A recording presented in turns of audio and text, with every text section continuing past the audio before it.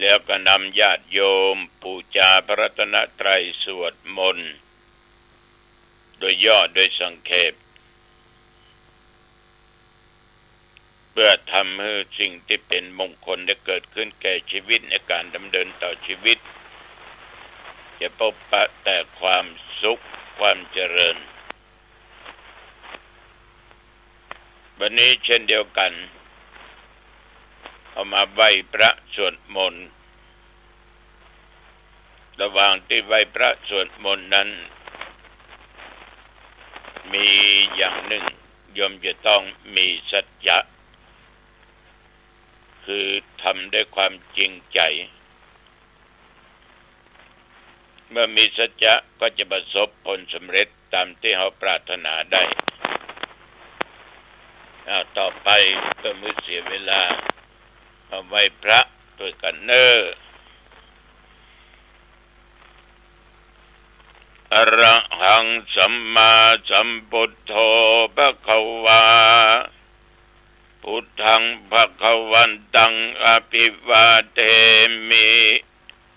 กราบพระพุทธสวากขาโตภควตาธัมโมธัมมังนัมมัสสามิกราบพระธรรมสุปฏิปันโนภควโตสาวกสังโฆสังฆังนัมมามิกราบพระสงฆ์นะโมตัสสะภะคะวะโตอะระหะโตสัมมาสัมพุทธัสสะนะโมตัสสะภะคะวะโตอะระหะโตสัมมาสัมพุทธัสสะนะโมตัสสะภะคะวะโตอะระหะโตสัมมาสัมพุทธัสสะพุทธังสรณังคัจฉามิธัมมังสรณังคัจฉามิสังฆังสรณังคัจฉามิตุติยัมปิพุทธังสรณังคัจฉามิตุติยัมปิธัมมังสรณังคัจฉามิตุติยัมปิสังฆังสร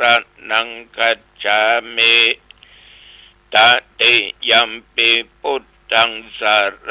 ณังคัจฉามิตติยัมปิธัมมังสรณังคัจฉามิตติยัมปิสังฆังสรณังคัจฉามิอิติปิโสภะคะวะอะระหังสัมมาสัมพุทโธวิชชาจารณะสัมปันโนสุขโตโลกวิทู อนุตตโรปุริสัทธัมมสารถิสัตตเทวมนุสสานังพุทโธภควาติยันตุนิมิตตังอวะมังคลัญจาโยจามะนาโปสักกุนัสสะสัทโธปะปักขะโอตุสุปินังอากันตังพุทธานุภาเวนะวินาศเมนตุสวากขาโตภะคะวะตาธัมโมสันติติโกอาคาลิโกเอหิปัสสิโกโอปนายิโกปัจจัตตังเวทิตาโปวิญโยหิติยันตุนิมิตตังอวะมังคลัญญาโยจามะนาโปสักกุนัสสะสัทโธปะปักขะโอทุสุปินังอากันตังธัมมานุภาเวนะวินาศเมนตุ ปันโนภะคะวะโตสาวกสังโฆอุชุปฏิปันโนภะคะวะโตสาวกสังโฆ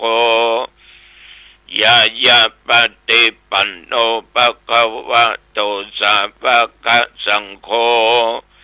สามีจิปฏิปันโนภะคะวะโตสาวกสังโฆ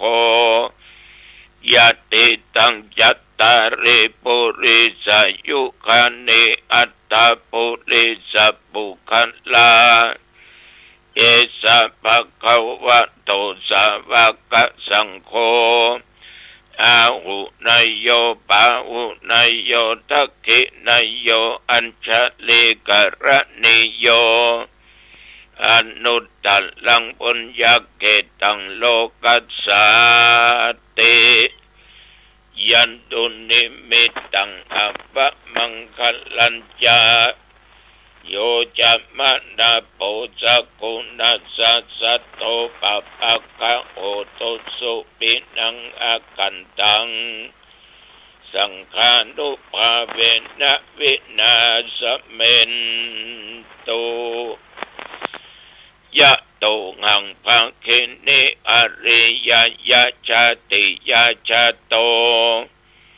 นาภิชานามิสัญจิจะปันนังชีวิตาโวโรเปตาเตนะสัจเจนะโสติเตโอตุโสติกัปปัสสะโพชังโคสัตติสังฆโตธัมมานังวิจโยตัฏฐาวิริยัมปิติปัสสัทธิโพชังคาจัตตัฏฐาปะเรสัมมาตุเปกะโพชังคาสัตเตเตสัพพทัสสินามุนินาสัมมาตัคคตาปะวิตาปะอุลิกตาสังวัตตันติอภิญญายานิพพานายาจะโพธิญาเอเตนะสัจจวัชเชนะโสทิเตโอตุสัพพทาเอกัสสมิงสัมปะเยนะโทมุขันลานัญจกัสสปังกิลาเนตุกิเตติสวาโพชังเคสัตตะเทสัญเยเตจะตังอภินันติตวาโรคามุตจิงสุตังคะเนเอเตนะสัจจวัชเชนะโสติเตโอตุสัพพทาเอกตาธรรมราชาปิเกลัญเยนะปิปิริโตจุนดเตเรนะตัญเยวะพันนาเปตวานะสัทธัลลัง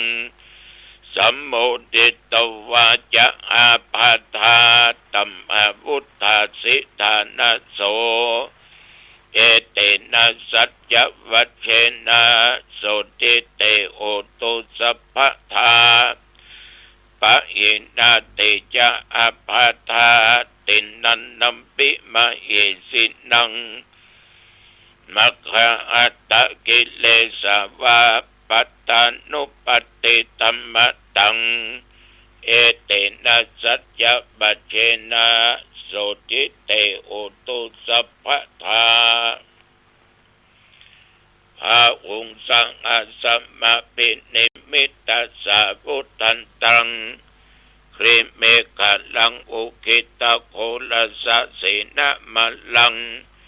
ฐานะติตัมมาวิติดาจิตวามุนินโตตันเตชะสะภวตุเตชยมังคลานิมาราติเลกัมมาปิโยชิตัสสะภรติงโครัมปนาละวะกัมมะคัมมะทักทยักขังขันติสุตันตวิตินาจิตวามุนินโตตันเตชะสะภวตุเตชยมังคลานินาลาคิริงขจวัลังอติมัตตภูทัง ทวกิจักขมัสสนิวาสุทารุนันตังเมตตาปุเสกวิตินาชิตวามุนินโทตันเตชะสะภวตุเตชะยะมังคลานิอุกิตขะคัมมติอัตถสุทารุนันตังทวันติโยชนะปัตถังคุลิมาละวันตังอิติปิสังกัตตมโนชิตวามุนินโทตันเตชะสะภวตุเตชะยะมังคลานิกัตตัวนากัตถมุตลังอิวะคปินียะจินจายาตุตวะจันนังชนะกายมัชเชสันเตนะโสมเวตินาชิตวามุนินโทตันเตชะสะภวตุเตชะยะมังคลานิสัจจังวิหายมติสัจจกวัตเกตุงวัลลภิโลภิตมันังอติอันตภูตังปัญญาปฏิปัจจาลิโตชิตวามุนินโทตันเตชะสะภวตุเตชะยะมังคลานินันโตปันนันตปุชกังวิปุตตังมาเอติงปุตเตนะเตละปุจจเขนะตมะปะยันโตอิตุปฏิสะวิตินาจิตวามุนินโทตันเตชะสะภวตุเตชะยะมังคลานิตุกังอติติปุจจเขนะสุทัตถังอัตตังรัมมังวิสุทธิจุติมิติภกาภิญาณังญาณคะเทนะเวตินาชิตวามุนินโทตันเตชะสะภวตุเตชะยะมังคลานิเอตปิพุทธชยะมังคละอัตถคถา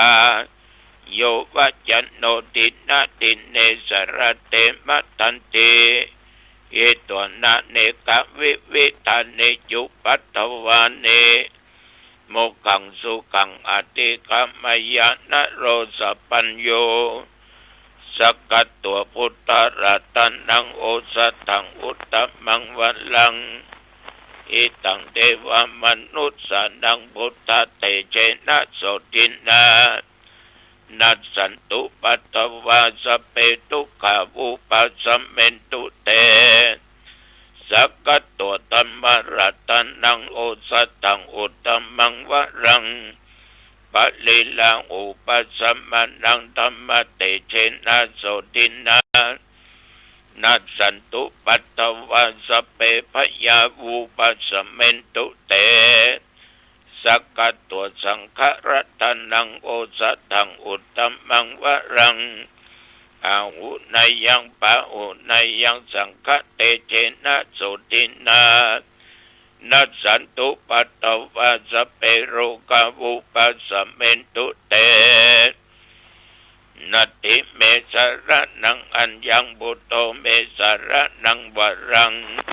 เอเตนะสัจจวัชเชนะโหตุเตชะยะมังคลังนัตติเมสระนังอัญญังธัมโมเมสระนังวรังเอเตนะสัจจวัชเชนะโหตุเตชะยะมังคลังนัตติเมสระนังอัญญังสังโฆเมสระนังวรังเอเตนะสัจจวัชเชนะโหตุเตชะยะมังคลังภวตุสัพพะมังคลังรักขันตุสัพพะเทวตาสัพพะพุทธานุภาเวนะสัตตโสติภวันตุเตภวตุสัพพะมังคลังรักขันตุสัพพะเทวตาสัพพะธรรมานุภาเวนะสัทธาโสติภวันตุเตภวตุสัพพะมังคลังรักขันตุสัพพะเทวตาสัพพะสังฆานุภาเวนะสัทธาโสติภวันตุเต นักขัตตยักขพุทธันังปะปะกังอนิวรณาปริตตัสสานุภาเวนะอันโตติสังอุปัตตเวนักขัตตยักขพุทธันังปะปะกังอนิวรณาปริตตัสสานุภาเวนะอันโตติสังอุปัตตเวนักขัตตยักขพุทธันังปะปะกังอนิวรณาปริตตัสสานุภาเวนะอันโตติสังอุปัตตเว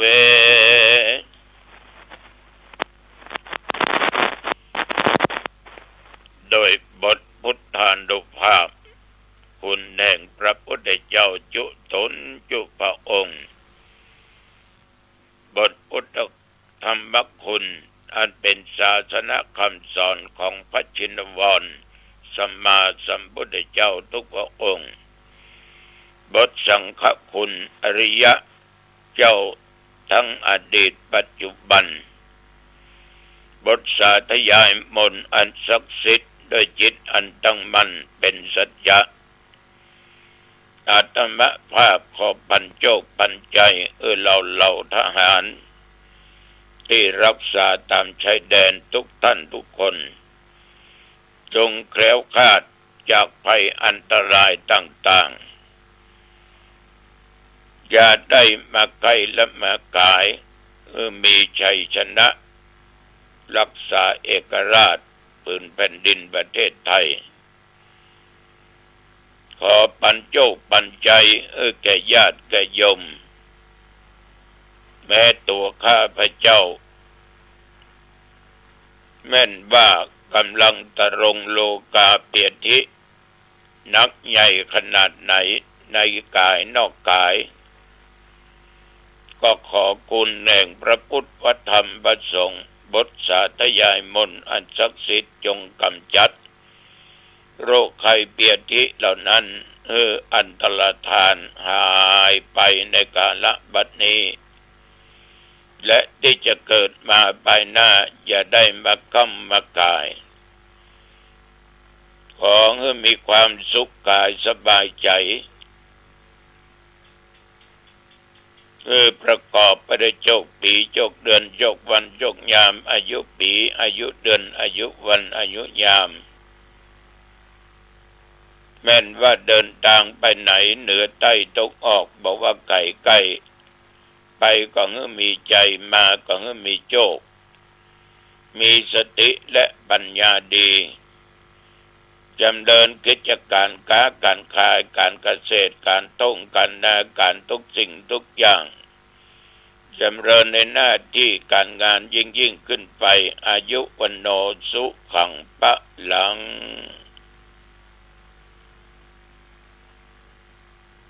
กรมอุตุได้ประกาศบอกตักเตือนอยู่ตลอดเวลาว่าระยะนี้ฟ้าฝนยังเข้ามาอยู่นักแต่เมื่อบางที่บางอำเภอน้ำหลากน้ำท่วมบางจุดบางแห่งฝนก็ตกหนักนับตั้งแต่เมื่อตะวันวามาจนถึงปัจจุบันนอกจากดีใจว่าล่วงมาได้อยู่ได้อีก24 ชั่วโมงและขออยู่สู้ต่อไป24 ชั่วโมงผ่านวันนั้นบริเวณหนองตองใกล้เคียงก็มีรายงานว่าฝนตกแดดออกจ้าดี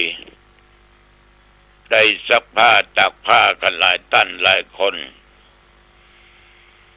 แต่วันนี้ญาติโยมฉันเจ้าแล้วก็อยู่วัด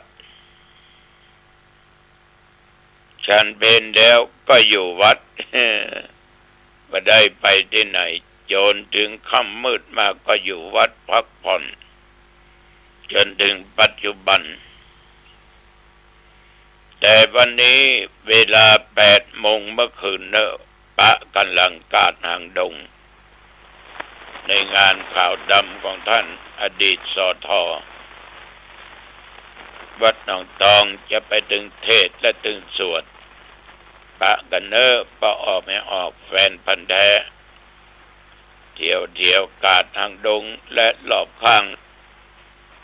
ให้เหนือตกออกทุกท่านทุกคนศรัทธาสาธุชนญาติโยมการอยู่ร่วมกับสังคมคนหมู่มากมักจะมีปัญหามักจะมีเรื่องขัดแย้งกันโดยความคิดความอ่านบัตรงกันแต่ถ้าญาติโยมมีศีลมีธรรมมีธรรมะมีขันติอดทนอดกลั้นรู้จักให้อภัยทุกอย่างนั้นก็เหมือนเดิมสังคมเฮานี้ในบางหมู่บางคนบางท่านดีแต่อู้ดีแต่อวดเตือเรื่องจัดนานจัดเมินกับเอามาอู้มาจ่าฟื้นหาจะเข็บเรื่องอะหยังผีเบาบ่เอามาอู้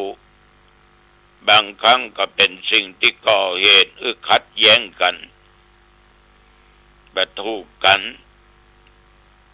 บางครั้งก็รุนแรงจนว่าทำร้ายร่างกายกันถึงแก่ชีวิตก็มีเพราะชอบเอาเรื่องเก่าๆมาเล่ามาอู้ฟื้นหาจะเข็บจะเข็บปีให้ระวังกัดหัวระวัง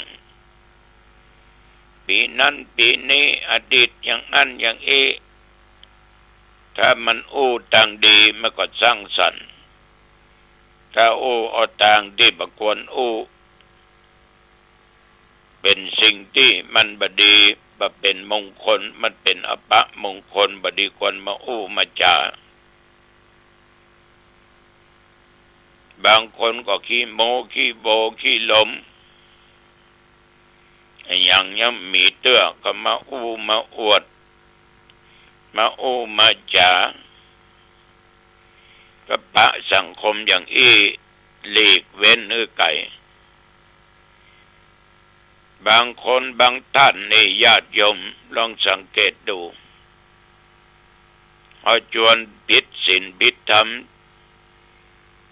จวนทำสิ่งที่ผิดกฎหมายคล้อยตามหมดเอาไปลักหัวนั่นบอกดีกะแล้วก็ไปกะ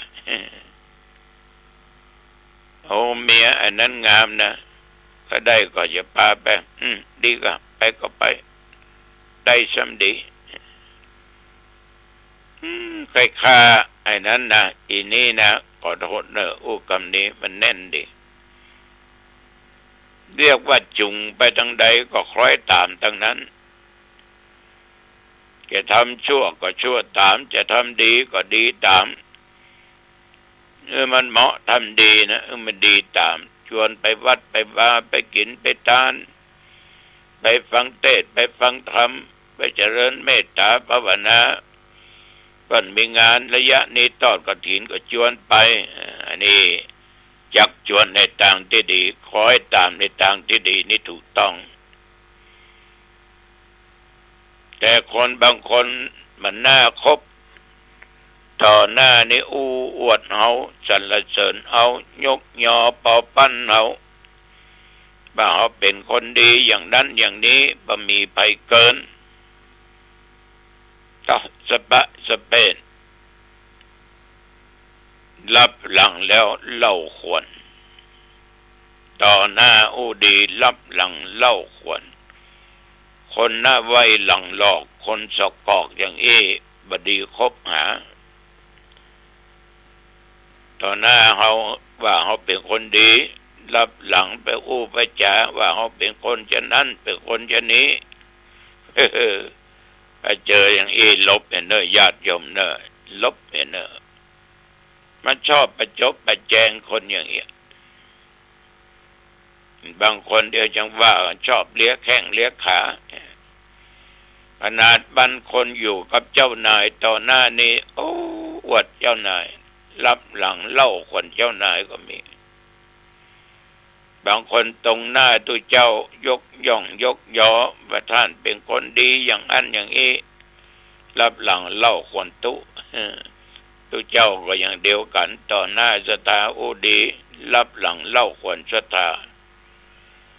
มันใจบ่ได้นะคนเหล่านี้มันต้องเว้นมันต้องห่างเกกจำพวกหนึ่งจักจุงเชิญชวนไม่ได้ต่างบดีต่างชิบหายไว้วอดเอาบ่เคยดื่มเหล้าก็ชวนดื่มเหล้าบ่เคยเสพของมึนเมาก็เอาสิ่งเหล่านั้นเอาหน้าไปเป็นหยังก็แน่มอกเม็ดเดียวบ่ได้มันเป็นหยังบัดติดเอาไปสักอึกสองอึกมันเป็นติดยะอันเนี้ยเจือเจิญจวนเอาดื่มเหล้าดื่มยาเสพติดอย่างต่างๆนั่นนะเนี่ยคนเอาเสียกับอันเนี้ยหรอกับเพื่อนฝูงหมู่เนี่ยเสียผู้เสียคนไปเพราะอย่างเงี้ยบ่เคยเอวบ่เคยหยังก็เอวก่อนนี้อยู่กับครอบครัวกับผัวกับเมียกับลูกกับเต้าที่บ้านอยู่เย็นเป็นสุขกินข้าวแลงนั่งใกล้หัวกันดูทีวีดึกมาก็พักผ่อนนอนหลับสบายไปเจอคนบดีจวนไปเอวไปมกมุ่นอยู่อย่างบ้านอย่างจองนั้นไปเปิดหูเปิดตาป้องกาบัดตั้งนอกเพิ่นเป็นจะได้อย่างเอาว่าไปเตอะไปเด้อโอ้ไปบางเมืองก็ต้องจะตายละก็ได้หูได้หันเนี่ยทำใจอ่อนโดยมันไปไม่ก็ปิกเจ้าก็เอาเข้ากับปิกพอตีหนึ่งแม่ละอ่อนเดือดร้อนพ่อละอ่อนเดือดร้อนเนี่ยปิดหัวกันในบ้านในจองเอาบ่เคยเล่นไพ่เล่นไฮโลเล่นการพนันเล่นอะไรอย่างสปะสเปดชวนเอาเล่นไฮโลอย่างใดไพ่อย่างใดไพ่ตองไพ่ไม้อย่างใดการพนันเป็นอย่างใดจีแนะนำทำให้เราดูเอาเข้าจนเราตกล่มตกยมหมดเข้าหมดของหมดเงินหมดทองเพราะปีการพนันที่การพนันเนี่ยญาติโยมบอกว่าโจรมาปล้น10 เตื้อมันยังอยู่เฮือนดินห่อเฮือนดินที่บ้านอยู่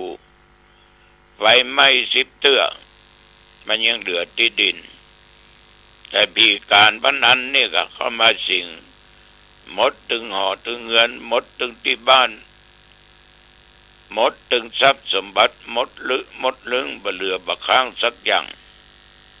ฉะนั้นญาติโยมบ่เคยเล่นจะไปมันเป็นปากทางความชิบหายนะเฮามัวเมาเล่นต่อการพนันฉะนั้นปะเปื้อนฝูงจะนี้หลีกเว้นไก่เนอะอันนี้ตัวเจ้าวันหนองตองห่วงนะจะบอกให้เอาละได้เวลาพอดีอายุวันโนสุขังพลังพบกันใหม่โอกาสหน้าเนอปอออกไม่ออกอันเป็นที่ฮักจุผู้จุคนเจริญพรสวัสดีครับท่านผู้ฟังที่เคารพธรรมสาระวันนี้ผมกาเศรษฐ์เพชรสำริดวิทยากรบรรยายธรรมแบ่งปันสาระธรรมดีๆก็คงเป็นส่วนหนึ่ง